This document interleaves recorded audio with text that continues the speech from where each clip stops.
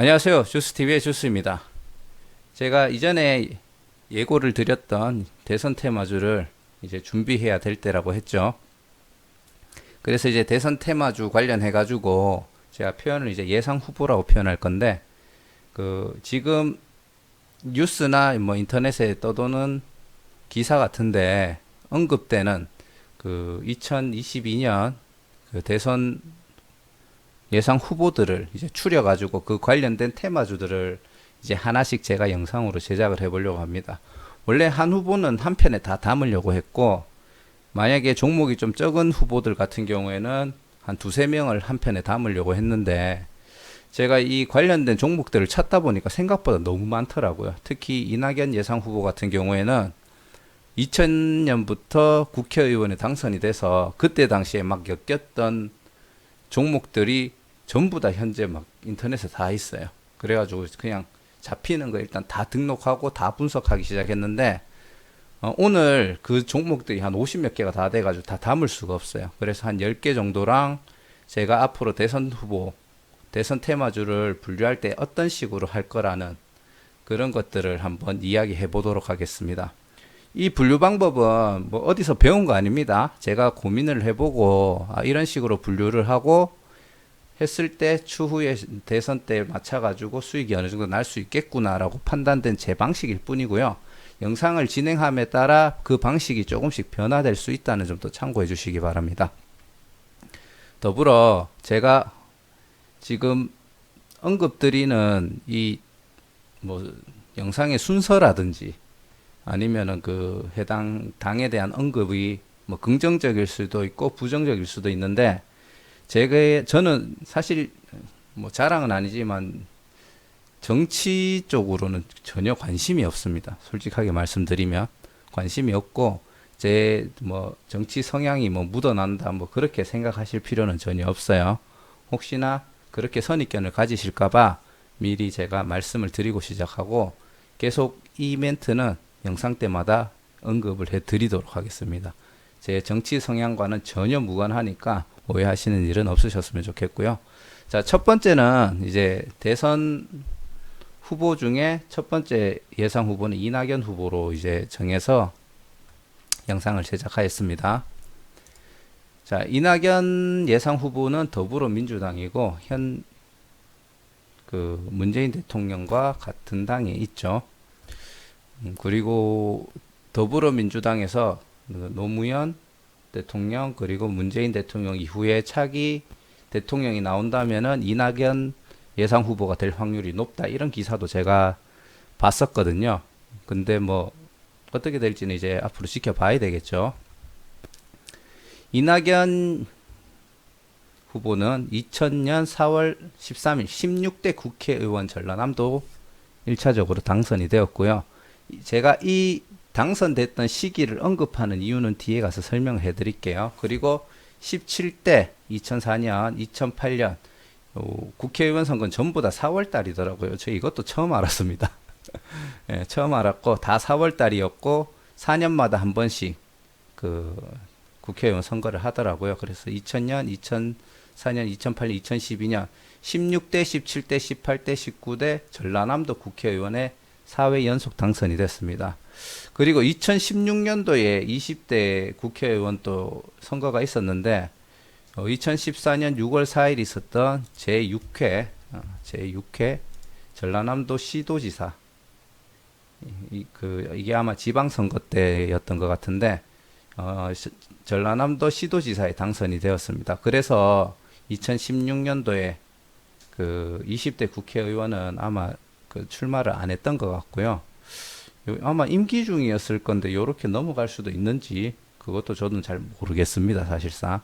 그리고 2020년 얼마 전에 있었던 총선에서 서울 종로구였습니까? 종로구인가 그쪽 편에 국회의원이 당선이 되었습니다. 한번 기사를 보도록 할게요.